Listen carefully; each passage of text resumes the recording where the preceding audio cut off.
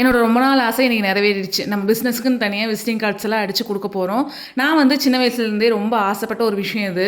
ஏன்னா நம்மளும் ஒரு பிஸ்னஸ் பண்ணணும், அதுக்கு இந்த மாதிரி விசிட்டிங் கார்ட்ஸ் எல்லாம் அடிச்சு எல்லாத்துக்குமே நம்ம கொடுக்கணும் அப்படிங்கிறது ரொம்ப ஆசையாக இருந்தது. ஃபைனலி அது வந்து எனக்கு நிறைவேறிடுச்சு.